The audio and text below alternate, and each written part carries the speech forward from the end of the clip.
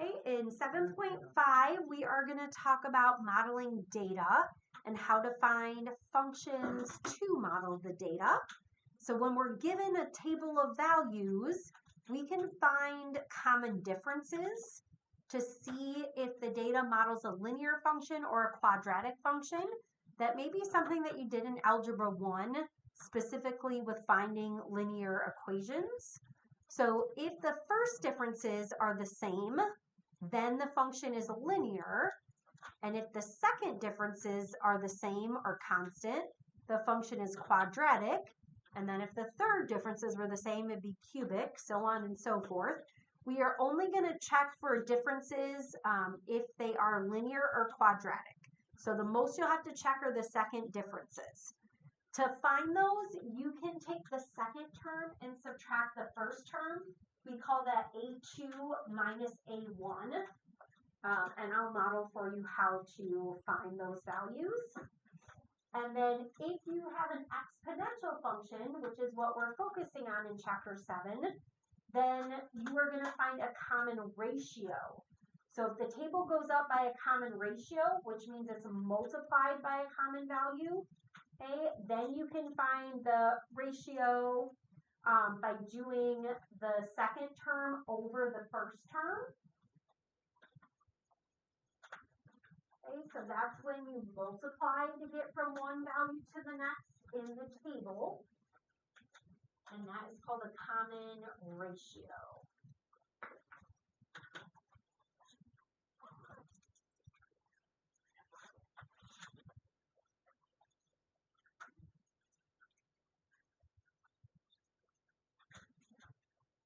Okay, so if you are finding an exponential model, because that's our focus of this chapter, you are going to have to write out the model, y equals a times b to the power of x. B is the common ratio, that's your base. And then a is the initial value, which is your y-intercept. So let's take a look at the directions on example 1. So it says determine whether the data models a linear, quadratic, or exponential function. Identify the common difference or ratio for each. Okay, so if there is a common difference, you have to identify it. If there's a common ratio, we're going to identify that. And then if it does represent an exponential function, we are going to write that model. Remember that model and equation are interchangeable terms. So if they're asking you to find a model, they're asking you to find an equation for that situation. Okay, so you are given the x values in the table. You do want to make sure that those x values are evenly spaced. So I want you to just double check that right now for all parts.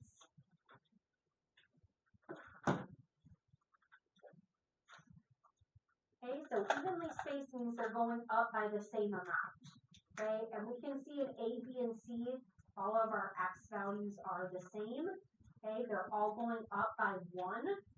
So all of our x values are equally spaced there. Okay, and then I'm going to give you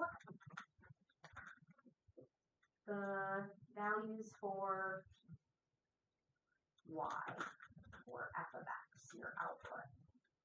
So for part A, your outputs are 2, 3, 5, 8, and 12. And you can decide whether you want to find the difference first or the ratio. Okay, for one like this where you're going from 2 to 3, okay, to get from 2 to 3, it would be up 1. When we talk about the A2 minus A1, it would be 3 minus 2. Okay, to go from 3 to 5, you'd be going up 2, up 3, up 4. I usually put the plus with it if it's going up, and if it's going down, I'll put the negative with it. Okay, so what we just found are the first differences. Okay, these are not constant.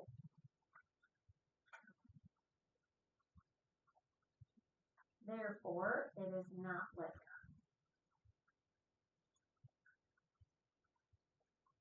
Okay, now that isn't something that you're going to have to write out for every single one. I just want you to understand our process and what we're doing here. So we're trying to see if the first differences are constant. Okay, if they're not, it means it's not linear. And then we're going to go ahead and find the second differences. So from 1 to 2, you're going up 1.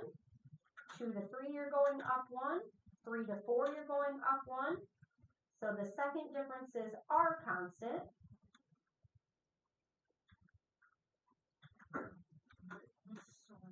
Okay, and if the second differences are constant, what that means is this is a quadratic. Okay, so it asks you, what does it model?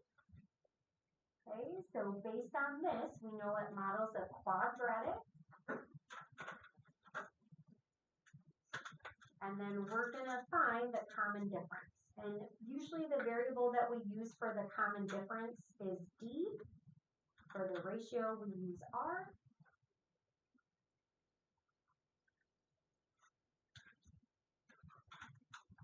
Okay, and like we mentioned earlier, to find the common difference, all you have to do is the second term minus the first term, which is what you have here. Okay, so if it's going up by 1 each time, the common difference is going to be 1. Okay, so whatever your common difference is, that is going to be your value. Yep.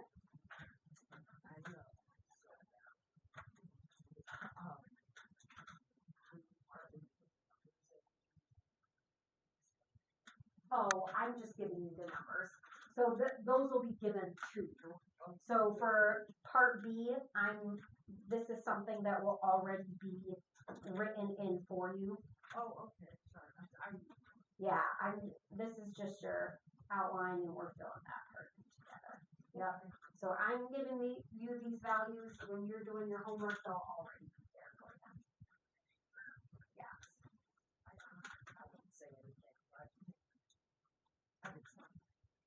Okay, so here your f of x values are given. And again, you can decide if you are going to find the differences or your ratios first. Okay, when you're finding the differences, you can just subtract, like 24 minus 16 is 8, that's fine. Okay, or you can ask yourself, what would I add to get to the next one? So here I'd add 12. 36 to 54, I'd add 18. Okay, and there you can subtract. So 81 minus 54 is going to be 27. Okay, these are obviously not constant. So then we can go and see if the second differences are constant. Okay, so this would be 8 to 12 would be 4. 12 to 18 is 6. Once you see the second differences are not constant as well, you don't have to find all of them. You could, okay, but once you see that these are not constant, you know that it's not going to be linear and it's not going to be quadratic.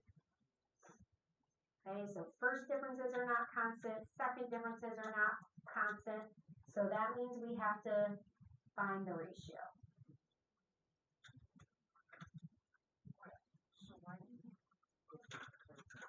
Well, we already saw that this was 4 and this was 6, so they're not the same. okay. You could go to the third one, but once you see those aren't the same either, you know it's not going to be the constant. So to find the ratio, not the ration, okay, to find the ratio, R is going to equal A2 over A1, okay, which means we're going to set up a second term over a first term. Yep, we're always going to be using your y values. Okay, so when we're setting up your ratio, I'm going to do the first couple and then I'm going to have you fill in the rest. Okay, so here you have 16 and 24. The second term is 24, so we're going to set it up as 24 over 16. That's the first ratio, 24 divided by 16. The second ratio is going to be 36 divided by 24. And then I want you to set up the next two ratios and then reduce it. Okay, so set up the next two ratios and then we'll reduce those.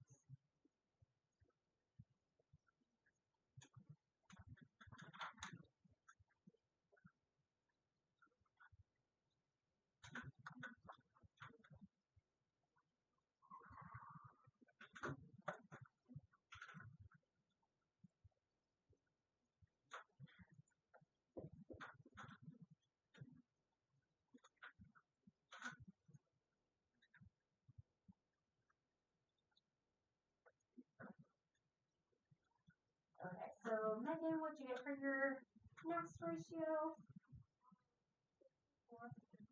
Good. And then Alex, what'd you get for the last one? Nice. Okay, so now we're going to reduce. Okay, so 24 and 16. So Cody, what's the number that goes into both? Okay, yep, so 8's the biggest one. So if you do 24 divided by 8, you should get 3. Okay, 16 divided by 8 is 2. Okay, what's the largest number that goes into 36 and 24? Do you guys know? 12. Yep, so that will be 3 over 2. Okay, and once you see like you have the 3 over 2, you can just keep going from there. So like if you divide 36 by 18, you know that you're going to get 2. Okay, if you divide 54 by 18, and you guys can have your calculators in this section. Okay, you can have 3 here. Okay, and then 54, I divide that by 2 to get, or 27 to get 2. So 81 divided by 27 should be 3, and it is. Okay, so if all of those fractions are the same when you reduce, that is going to be your common ratio. Okay, so for exponential, you have to say several things. First, we're going to write that it's exponential. Okay, we're going to identify the ratio. So the ratio is 3 over 2. And then we have to set up the model. So it's y equals a times b to the x, where a is the y-intercept. Can anybody tell me what the y-intercept is going to be? Okay, so that's how you know. Yeah, so it's in your chart, right? It's where x equals 0 in your chart here. Okay, so this is your y-intercept. Okay, so when you're plugging that into your formula, it'll be 24 times the value of r to the power of x. Okay, so these are the 3 things you need for exponential. So if it's exponential, you also need that exponential model.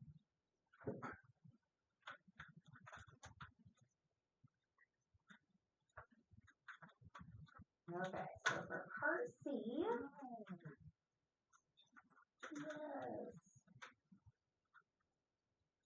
Who's afraid of a big bad decimal?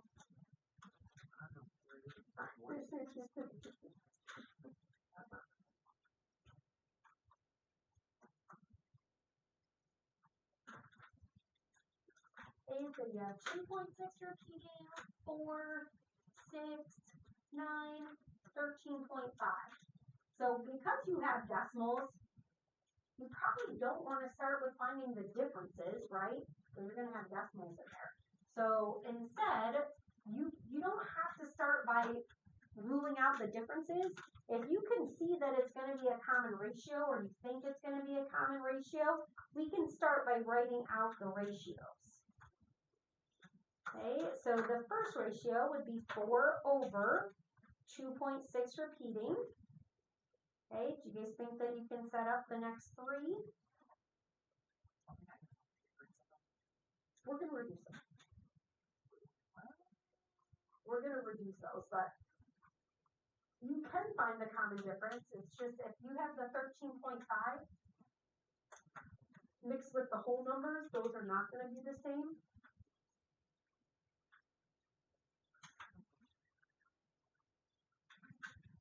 So if you guys wanted to find the differences first here, you could. But sometimes some of you might notice, oh, this is being multiplied by a number, or this is being divided by a number. So if that's the case, then you want to start with those common ratios. Okay, so we should have 6 over 4, should have 9 over 6, and we should have 13.5 over 9. Okay, now one thing you can do when you are reducing, if you have a decimal, okay, you can do 4 divided by 2 and then just put a bunch of 6's in there to model the repeating. Okay, and you get 1.5 exactly. Okay, if you reduce 6 over 4, you know that's 3 over 2. That's the same thing as 1.5. Same thing here, 3 over 2, 1.5. Okay, 13.5 divided by 9, 1.5. Okay, so if it is an exact value, 1.5, okay, if it's not a decimal that keeps on going, you can use any one of those for your ratio. So again, this would be exponential. Again, your ratio, you can say it's 1.5 or 3 over 2.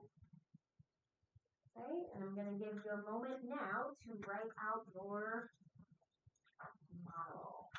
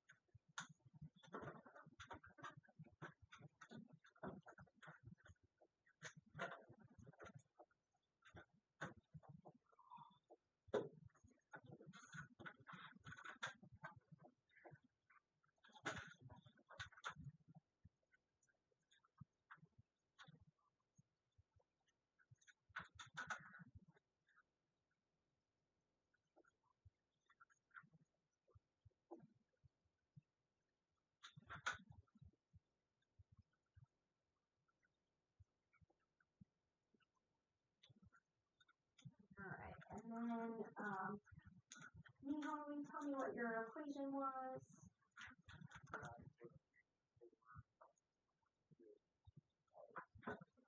Good. Okay, so again, your y-intercept was in your chart. If your y-intercept is missing, right, how could you find what it is if you just have like those values? And look for what? What would you plug into the calculator?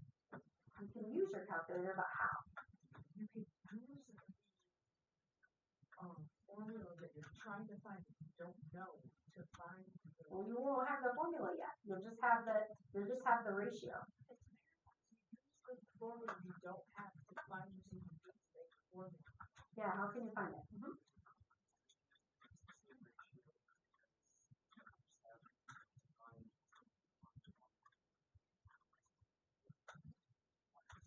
So to get from 6 to 9, you have to multiply 6 by 1.5, right? Same thing from 9 to 13.5. You multiply by 1.5. So if you wanted to go back one, what would you do to 6? Divide by 1.5. Yep. And then that would give you that value for 0. Okay, so you could do that. All right, so now we're going to talk about how you can model data using technology. So the coefficient of determination is our R² value. Okay, that's what we used when we first talked about different regression formulas. Okay, now that is not always the best indicator of whether a model is the best fit, because that was specifically designed for linear models. So sometimes we have to check other indicators like the scatter plot.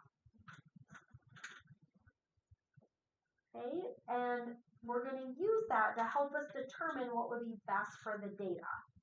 So we're going to just remind ourselves what different models look like. I know when we did regression before, we did linreg, quadreg, cubic reg, and quart reg. We are only going to focus on the three that we talked about on the front. So we're going to focus on linear, quadratic, and exponential.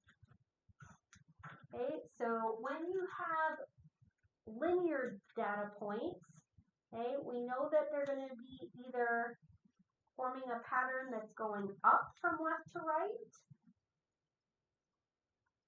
Okay, so it might look something like this. Okay, or it could be going down from left to right. That would be fine if it was linear.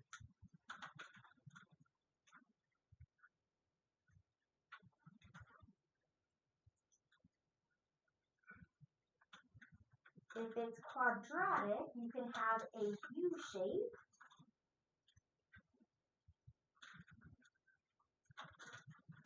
And sometimes it might be, yeah, sometimes it could be a very large U, sometimes it could be very narrow. Okay, but you should have some points that are going up to the right, probably some down here, and up on the left and the right. Okay, and then the last one is exponential. So remember with exponential, there's usually an asymptote value. So sometimes what you'll see are values that are kind of like clustered at the bottom, and then maybe you have 1 or 2 points that go up.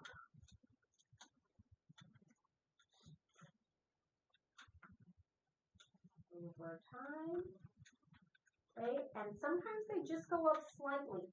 So it might look like part of a quadratic. Okay, other times it might be more steep. It just depends on your data point.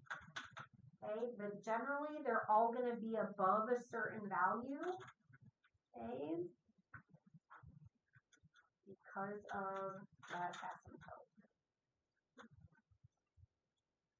So in example 2, it says we're going to use a graphing calculator to make a scatter plot of the data, and then we're going to determine whether it's modeled by a linear, quadratic, or exponential function. Okay, so for these, we are going to be using the scatter plot. And so we're going to be drawing a rough sketch of that. Okay, so we're going to have 2 steps for these.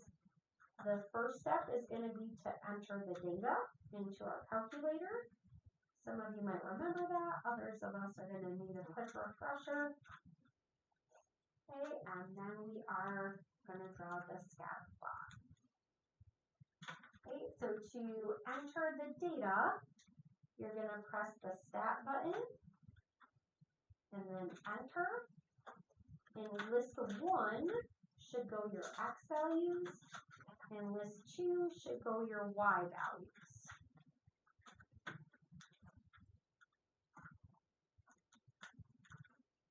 Okay, so let's do that together, and then if you need a calculator, let me know. I want you to put in all your values that are on your table. So we're going to go to stat, enter, and then if you have values in there, you just have to do clear enter.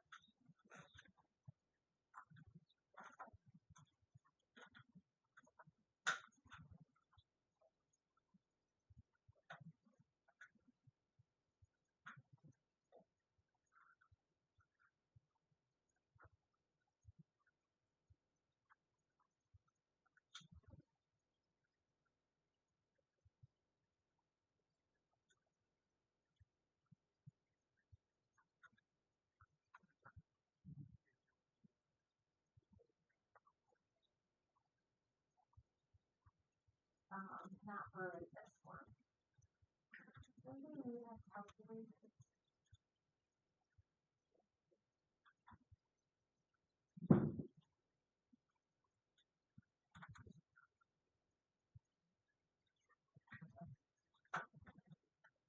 And then once you have that, you just can look at your scatter plot. So we're going to go to y equals,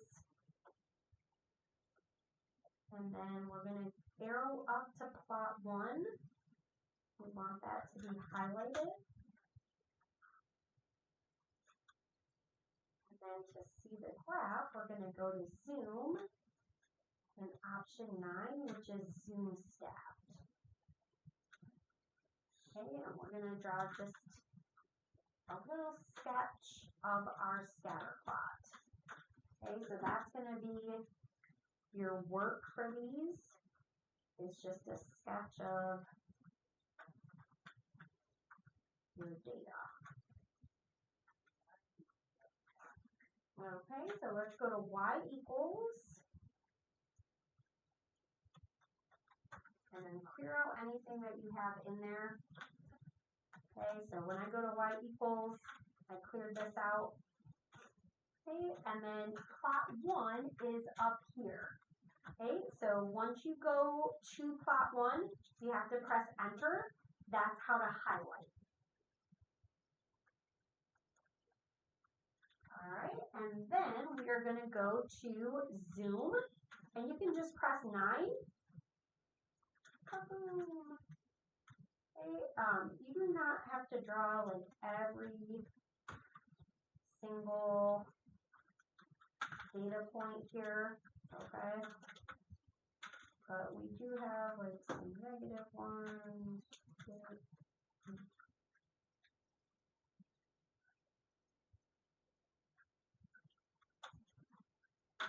Okay, so based on your data here, do we think it's a linear, exponential, or quadratic? Linear.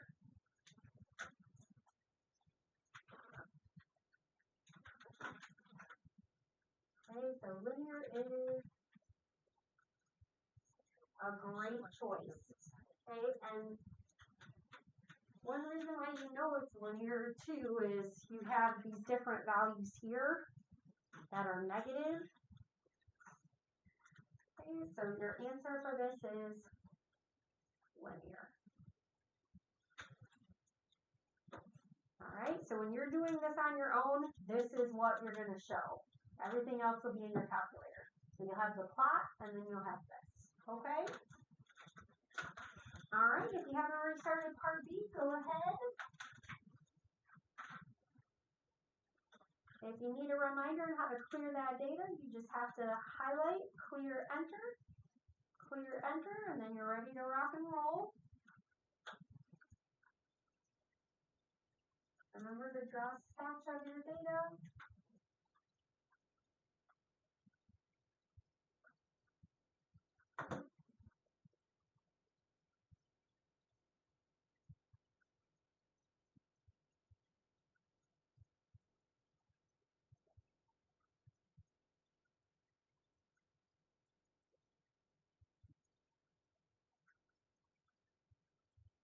Yes, you did push the button and not going to.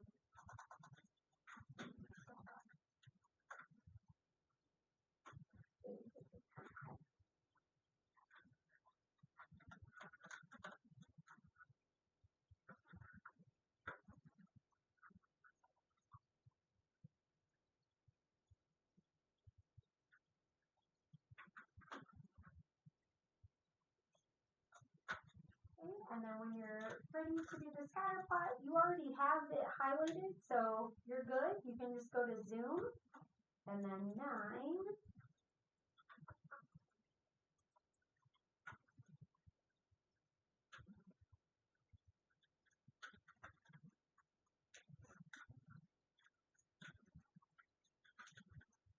So it looks like I have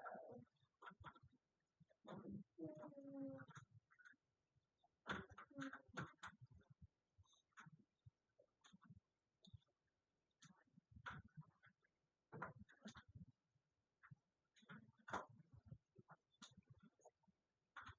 what do you guys think about this one?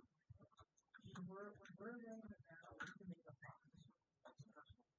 No, you can put a dot, but I kind of like the boxes.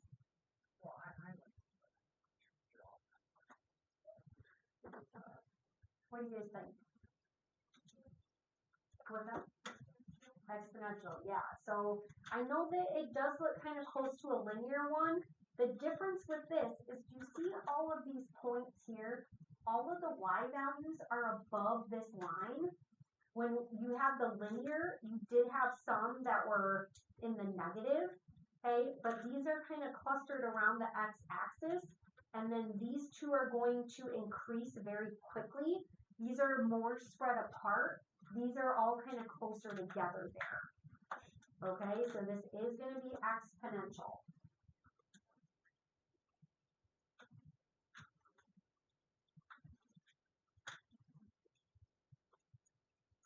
Okay, and then just as some helpful points when you're doing this on your own, all the y values are above 0 and increasing as they go. Okay, the y values. When you're doing it on your homework, no, but this is a good way to help you determine what's linear versus exponential. And then remember, this kind of looks like half of a quadratic. So if you had some other points here, okay, that could be very close to a quadratic function. Okay, so some of the questions you're going to draw your scatter plot for. Other questions, you are going to be using that coefficient of determination. So in example 3, it says the operations manager of an amusement park analyzed data showing the number of visitors each year since 2014. We're going to use the data to determine a best fit model, which remember model is just an equation. Okay, and then it says identify the coefficient of determination for each regression. Okay, and then we're going to round to the nearest thousandth for our model. So when you are identifying that coefficient, that means you are going to find the r squared value for each of those. Okay, so we're going to find the r squared value for linear regression, quadratic regression, and then the new one is the exponential regression. Okay, so you don't have to do the cubic, you don't have to do the quartic, which is something that we've done previously. Okay, and then just a few reminders on how to find that. So to calculate, first make sure that on your mode you have the stat diagnostics on. Okay, and then to find the regression, you go to stat, arrow over to calc, okay, and then you can find the regressions from there.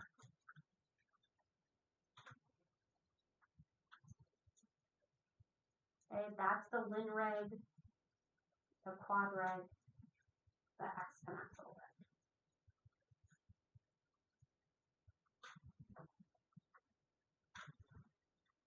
Okay, so remember to turn your stat diagnostics on. You can go to your mode, stat diagnostics here. Just go ahead and switch it to on if you need to. I had to do mine earlier. Okay, or you can also go to the catalog. Second 0 will pull up the catalog. And then if you see how it's on alpha here, if you select D, you can scroll the diagnostic on and then just press enter. It'll say done, and then you will be able to get your r squared values. So we're going to go to stat, over to calc. This is where you find the regressions. So for linreg, that's the first one. Okay, and you can start with your value to the nearest thousandth, and then if you have to go out to the next one, you can go back and do that. So I'm just going to round to the thousandths for each of these. The next one is quad reg. Okay, so your r squared there would be 0.967. Okay, and then the last one is your exponential regression. So we go to stat, arrow over to calc. The exponential regression is here at 0. So you are going to have to arrow down to find that.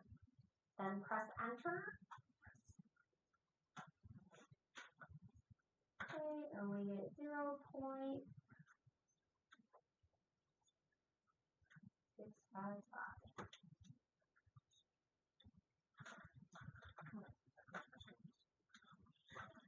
Oh, I didn't enter in the other data.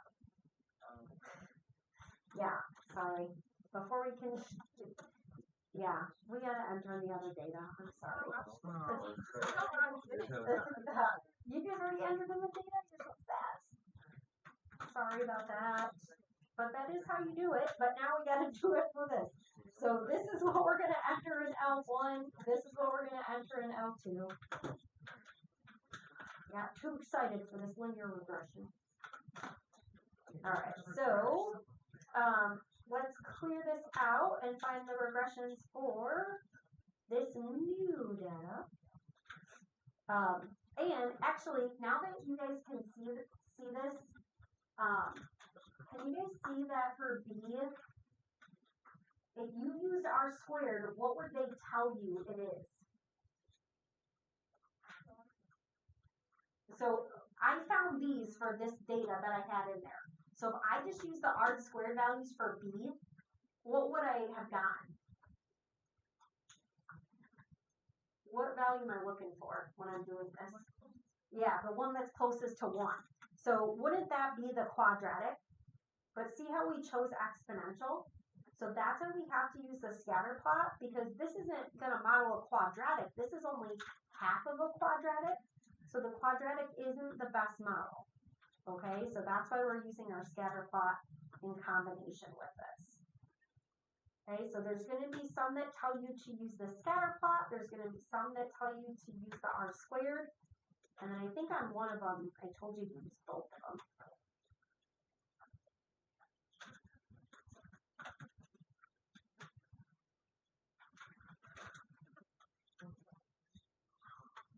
Okay, so now that we have the correct data entered in for example 3, I'm going to go back and do my linear regression.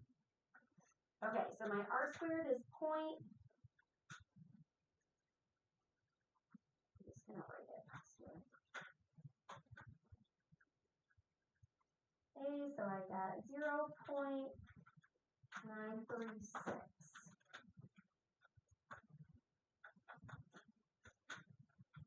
Alright, and then my quad reg, 0.996.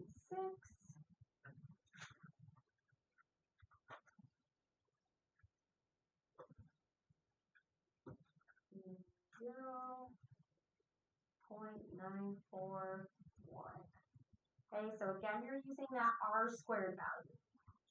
Right, now based on this, you're going to choose which one is closest to 1. So is that lin reg, quad reg, or exponential reg? Yep, good. Okay, so this is the closest to 1. Okay, so the best fit model is the quadratic model.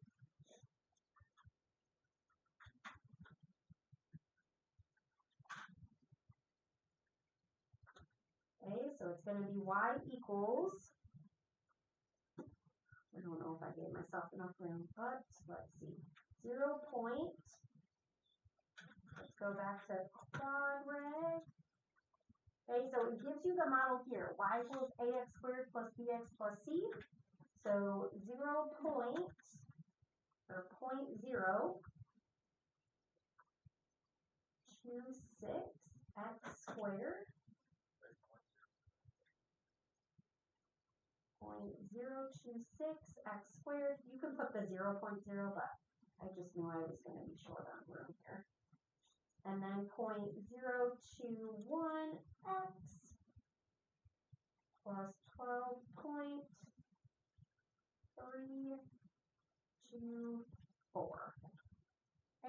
and we're just rounding to the nearest thousandth for that. So that is your quadratic model.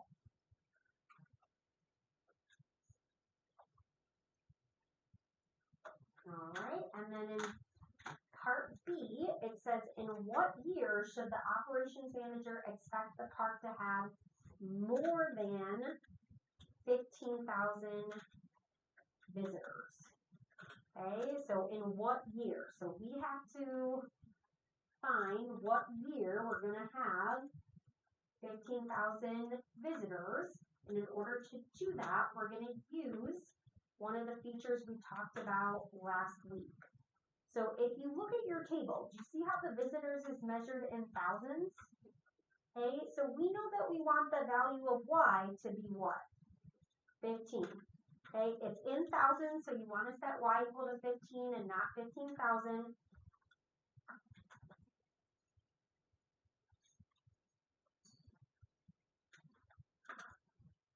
Okay, and if we want to find the year, we are going to find your value of x.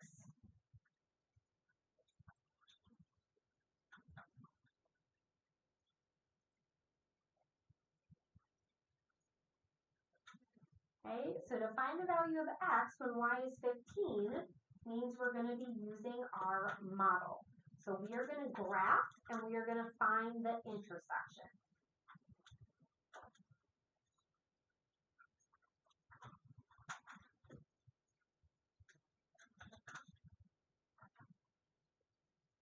Okay, so in y1, we want to put our regression equation.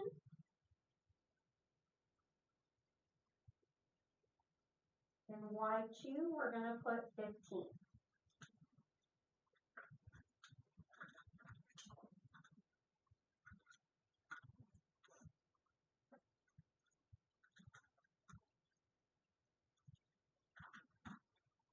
Okay, so I'm going to remind you how you can store that regression equation. We did this earlier this year. Okay, you have to go to your regression. So if it's the quadratic regression, we'll go to quadratic. And then where it says store regression EQ, we tell our calculator by going to vars, which is variables, and y variables, y vars, and then we press enter twice.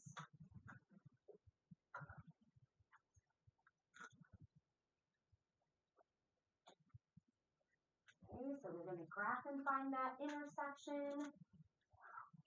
I'm going to go to stat, arrow over to calc, I'm going to go to quadratic. Okay, so I went to quadratic. Now I'm going to go to store regression equation. Once I have my cursor here, I'm going to hit the vars button. I'm going to arrow over to the y vars. And then I'm going to press enter twice and then go to calculate. Once that happens, hit your y equals and it will be in there. Okay, and then in y2, you're just going to press 15 and then go to zoom 9. Oh, look how nice that fits our data. Okay, now on my calculator, I can't see the 15, so I'm going to go to my window and the max is 13. Okay, so I need to bring that max up. I'm going to go to 20 at least. Okay, I'm going to see if that helps. Okay, so I can see part of it. I just can't see where they meet. So I have to see what's happening over here. So I'm going to go back to my window. Maybe I'll make my X max 20. Go by 2s, that's fine. Okay, so I want to see where they meet each other. And then once I do that, I'm going to go to second calc, intersect, first curve, second curve, guess. Okay, and then it tells me that X is 9.7 years. Okay, and we're trying to determine in what year should the operations manager expect the park to have more than 15,000 visitors. So this is about 10 years. Okay, so what year would that be? How can we figure that out? Yes, so it says these are the years since 2014. Okay, so if it's 10 years from 2014, okay, your answer is going to be 2024. So that's your final answer for B.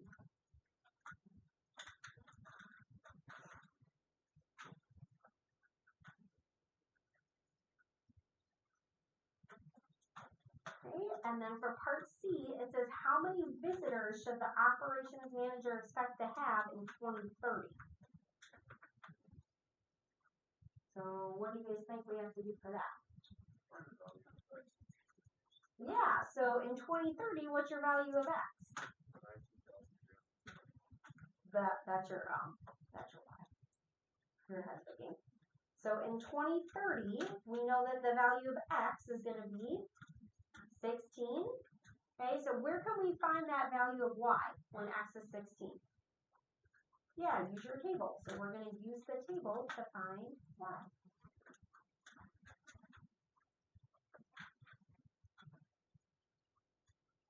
Or were you guys thinking another way to find it?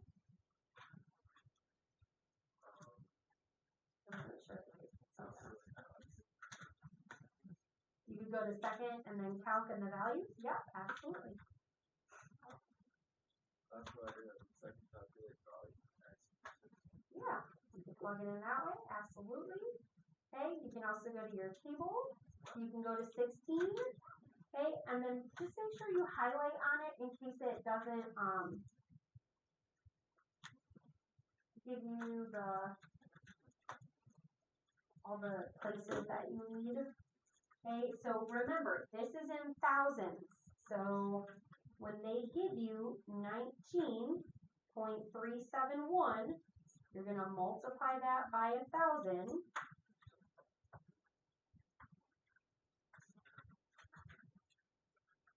Okay, so that means your final answer is 19,371 visitors.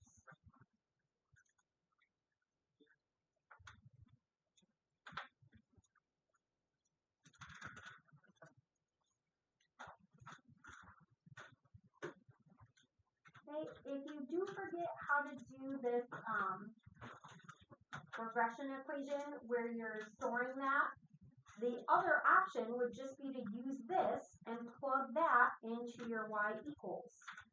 So if you do 0.026x squared plus 0.021x plus 12.324. Okay, again, you can go to 16. Okay, you're going to get a very, very similar value. Okay, so you can always do that in the pinch. All right, your homework tonight is a worksheet. Yes. Yay. So it is mandatory. It is 6 questions. Okay. The directions are on here. Guys, no, we're not throwing things across the room. Okay, and then for these 3 problems, these are from your textbook. Those are the data problems. Okay, and if you are asked to use your scatter plot, that is something that you have to draw a rough sketch of. Okay, so for 3, you use both. 4, use R squared, and then 6, use the scatter plot. Okay.